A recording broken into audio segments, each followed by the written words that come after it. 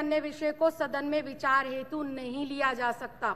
माननीय सदस्य चर्चा के दौरान अपने मुद्दों को उठा सकते हैं। मुझे कुछ सदस्यों से विभिन्न विषयों से संबंधित नोटिस प्राप्त हुए हैं। मैं किसी भी सूचना को स्वीकार नहीं कर पा रही हूँ। माननीय सदस्यों से अनुरोध है कि वे सदन की कार्यवाही के लिए संचालन में मुझे सहयोग दें। धन्यवाद। आतिशी जी।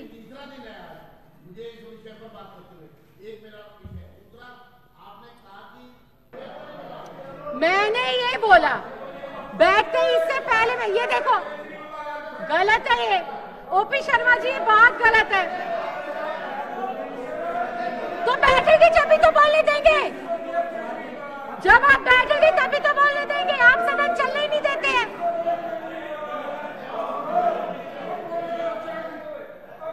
अपनी सीट पर चले ओपी शर्मा जी, ओपी शर्मा जी, अभय वर्मा जी अपनी सीट पर चले। आप अपनी सीट पर चले, आप लोग अपनी सीटों पर चले, आप अपनी सीट पर बैठे, अपनी सीटों पर बैठे। मुझे ऐसा लगता है पूरा का पूरा विपक्षी माहौल बनाकर आता है कि सदन नहीं चलने देगा। ओपी शर्मा जी बैठिए, आप बैठ जाइए।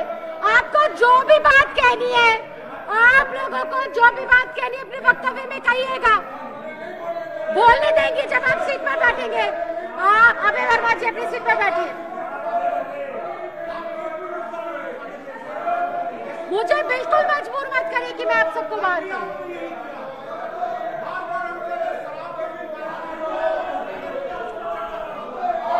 आप सब लोग बैठिए। ओपी शर्मा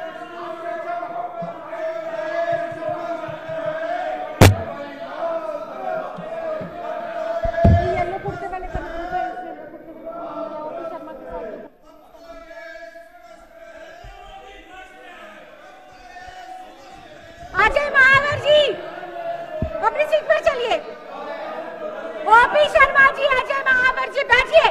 बहुत हो गया, मुझे बिल्कुल मजबूर ना करें आप लोग। कड़ी कार्रवाई करने के लिए वेल में मत आइए। ओपी शर्मा जी आप सीट पर चलिए। मैं आपको मौका दूंगी। मैंने इससे पहले भी बोला था, जब आप सीट पर बैठेंगे, आप सीट पर बैठे, आप 10 मिनट अगर सदन में अनुशासन बनाकर रखेंगे तो आपको अपनी बात कहने का पूरा मौका दिया जाएगा। आप आते हैं टेंशन के साथ, आप शुरू हो गए, बैठिए। आप बैठिए। मुझे बिल्कुल मजबूर मत करिए, मुझे बिल्कुल मजबूर मत करिए। मैं आपको पूरे सत्र के लिए भी बाहर कर सकती हूँ। बिल्कुल मजबूर मत करें। आप बैठिए अपनी सीट पर। आप चौथा दिन है, आप ये प्लान कर आते सदन नहीं चलने देंगे। बैठिए, आप इन्हें बंद करिए। अजय महावर जी बहुत गलत तरीका है। ओपी शर्मा जी और विपक्ष के सारे साथियों से मेरी विनती प्रार्थना है, मैंने अभी एक व्यवस्था दी है और उसमें एक लाइन को, आप बैठिए पहले, एक लाइन को स्पष्ट तौर पर मैंने कहा है कि जिसको अपना जो विषय रखना हो अपने वक्तव्य में रख सकते हैं। फिर आपका चाहे कोई भी विषय हो सकता है, विषय की बाध्यता नहीं है यहाँ पर। आप बैठिए आराम से, आप बैठ जाइए। मेरा आपसे विनती है, आप बैठ जाइए। अगर वास्तव में आप अपने विषय को सदन के समक्ष रखना चाहते हैं तो आपको शांतिपूर्वक माहौल बनाना पड़ेगा, सदन को चलाने में सहयोग करना पड़ेगा। आतिशी जी अपनी बात रखें। माननीय अध्यक्ष महोदया, माननीय अध्यक्ष महोदया, बहुत गलत बात।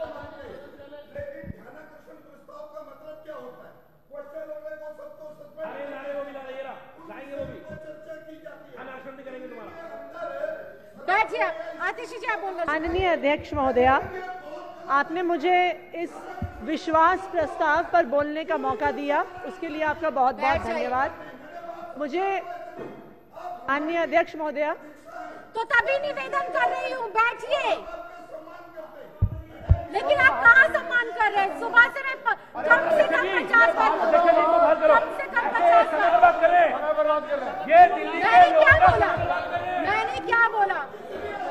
मैंने क्या बोला? 10 मिनट बैठ जाइए। मेरी आपसे विनती, आप मेरी बात मानेंगे? आप मेरी बात मानेंगे तो बैठिए प्लीज, बैठ जाइए। खत्म हो जाती है बात खत्म हो जाती है। बात देखो, आप अपने आसपास देखो, आप बैठ जाइए। अध्यक्षा जी, आप बैठ जाइए, बैठ जाइए। आप बैठिए, कराएंगे चर्चा आपके विषय पर। आपके विषय को मना नहीं किया, आपके विषय को मना नहीं किया। बैठिए, आप व्यवस्था खराब कर रहे हैं, बैठिए। मोहन सिंह बिष्ट जी बैठ जाइए, मेरी आपसे विनती है, बैठ जाइए। ओपी शर्मा जी बैठ जाइए, बैठ जाइए। आप बैठ जाइए। ओपी शर्मा जी और मोहन सिंह बिष्ट जी बैठ जाइए। मेरा निवेदन है, मेरा निवेदन है, मेरा निवेदन है। बैठ जाइए, बैठ जाइए, बैठ जाइए, बैठ जाइए। ओपी शर्मा जी बोलिए। मैडम बोलिए। आप माननीय अध्यक्ष महोदया, 2 मिनट आज भारतीय जनता पार्टी ने और इनके विधायकों ने अपना महिला विरोधी जो इनका नेचर है वो दिखा दिया है। एक महिला बोलने की कोशिश कर रही है, एक महिला अध्यक्ष है यहाँ पे, और आप ना तो उनकी बात सुन रहे हैं ना मुझे बोलने दे रहे हैं। महिला विरोधी पार्टी है ये। एक महिला अध्यक्ष है, एक महिला बोलने की कोशिश कर रही है। ऐसी महिला विरोधी पार्टी है ये।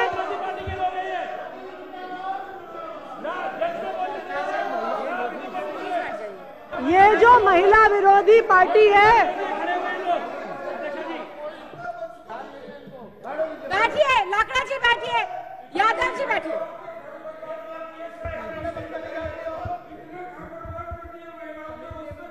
ऐसी महिला विरोधी पार्टी जो एक महिला विधायक को बोलने नहीं देती,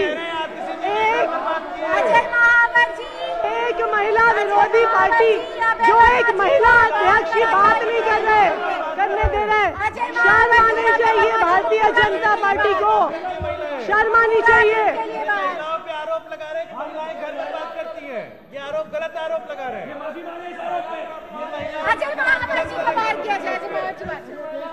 ये देश महिलाओं का अपमान कर रहे हैं। ये ओपी शर्मा जी आप बैठ जाइए, मतलब आप भी बाहर जाएंगे? बोलने दूंगी, बैठिए। मैं बिल्कुल इस बात को बार-बार कह रही हूं। देखिए, ओपी शर्मा जी तो सदन से सस्पेंड हुए थे अपने महिला विरोधी बयानों के लिए। ओपी शर्मा जी, आपका इतिहास सबको पता है। इसी सदन में महिला विरोधी बयान दिए थे आपने, ओपी शर्मा जी। सारे सत्ता पक्ष के साथ ही बैठे।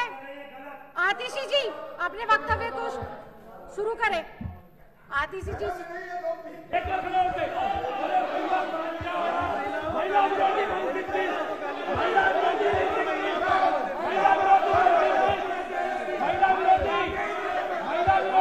माहौल आपने करवाया।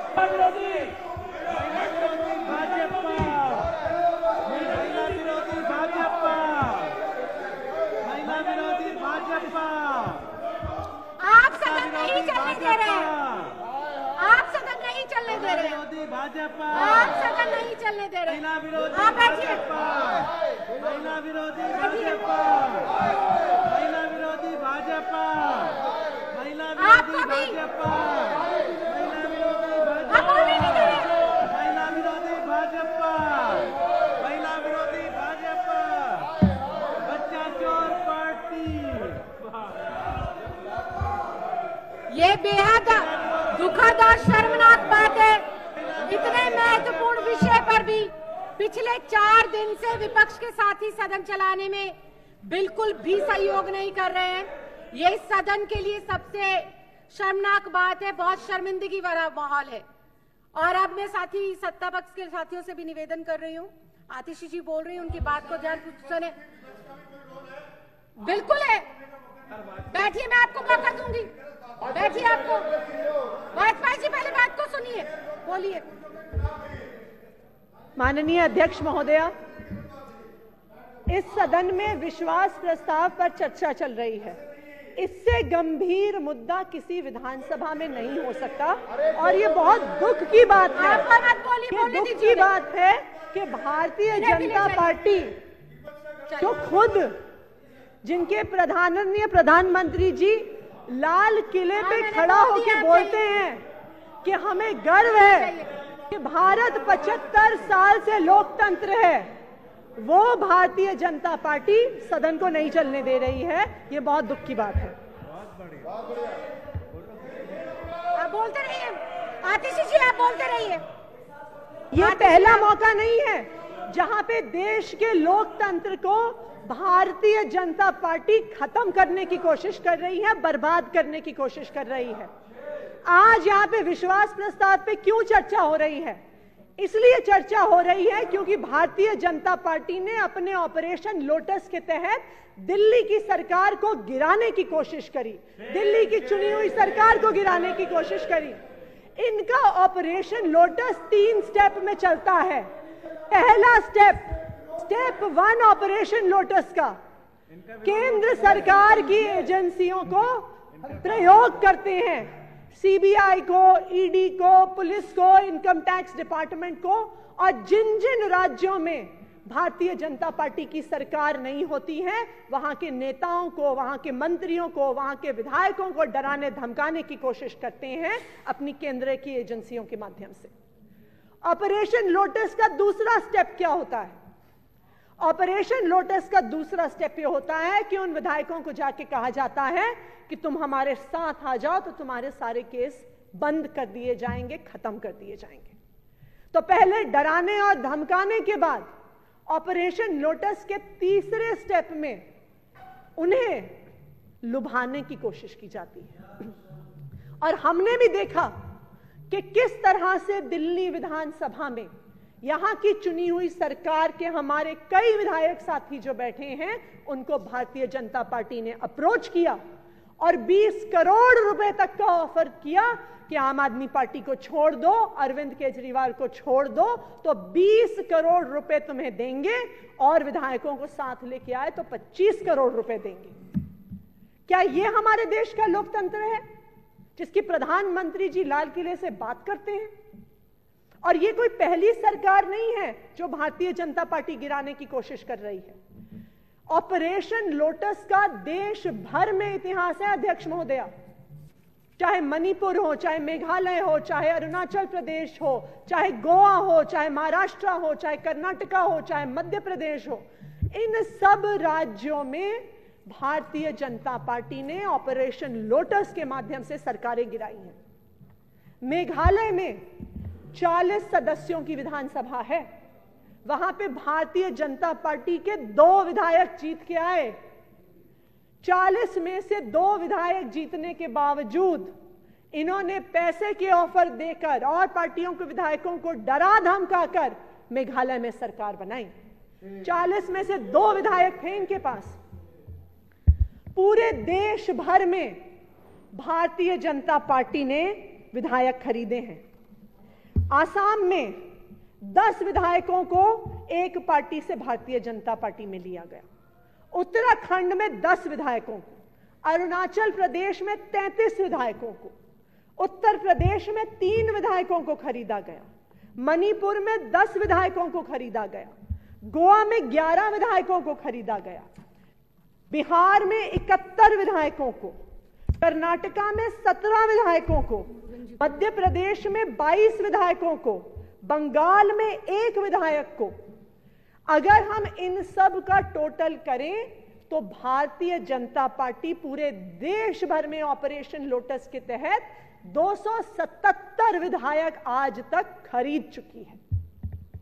दिल्ली में भी इन्होंने 40 विधायकों को खरीदने का प्लान बनाया, हमारे विधायकों को 20-20 करोड़ रुपए का ऑफर किया।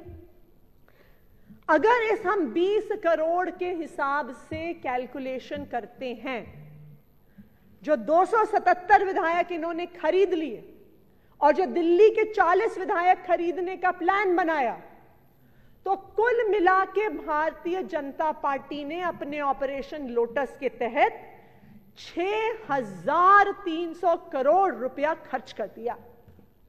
आज हम भारतीय जनता पार्टी से यह पूछना चाहते हैं कि यह 6,300 करोड़ रुपया कहां से आया ये देश की जनता का पैसा था जो भारतीय जनता पार्टी विधायकों को खरीदने और बेचने में लगा रही है। आज हम देख रहे हैं कि पूरी दुनिया में पेट्रोल और डीजल का दाम कम हो रहा है, लेकिन सिर्फ भारत एक इकलौता ऐसा देश है जिसमें पूरी दुनिया में जब दाम कम हो रहा है, पेट्रोल और डीजल का दाम बढ़ता जा रहा है। क्यों? क्योंकि जो पेट्रोल और डीजल के बढ़ते हुए दामों से पैसा आ रहा है वो Bharatiya Janata party operation lotus में लगा रही है, देश भर के विधायकों को खरीदने में लगा रही है। आज हम ये मांग कर रहे हैं, हम इस देश की जांच एजेंसियों से मांग कर रहे हैं और आज इस विधानसभा के कुछ विधायकों ने सीबीआई के डायरेक्टर से समय भी मांगा है कि इस ऑपरेशन लोटस में जो 6,300 करोड़ रुपए का घोटाला है, इसकी एक देशव्यापी जांच होनी चाहिए कि कर्नाटका में भारतीय जनता पार्टी की सरकार कैसे बनी, मध्य प्रदेश में भारतीय जनता पार्टी की सरकार कैसे बनी, कर्नाटका में भारतीय जनता पार्टी की सरकार कैसे बनी, मेघालय में भारतीय जनता पार्टी की सरकार कैसे बनी, मणिपुर में भारतीय जनता पार्टी की सरकार कैसे बनी, अरुणाचल प्रदेश में भारतीय जनता पार्टी की सरकार कैसे बनी, गोवा में भारतीय जनता पार्टी की सरकार कैसे बनी, जब इन सब राज्यों में भारतीय जनता पार्टी चुनाव हार गई थी। तो आज देश के सामने यह महत्वपूर्ण मुद्दा है कि भारतीय जनता पार्टी लोकतंत्र को खत्म करने की कोशिश कर रही है, लोकतंत्र को बर्बाद करने की कोशिश कर रही है और ऑपरेशन लोटस के माध्यम से देश भर में विधायकों को खरीदने की कोशिश कर रही है। धन्यवाद अध्यक्ष महोदय।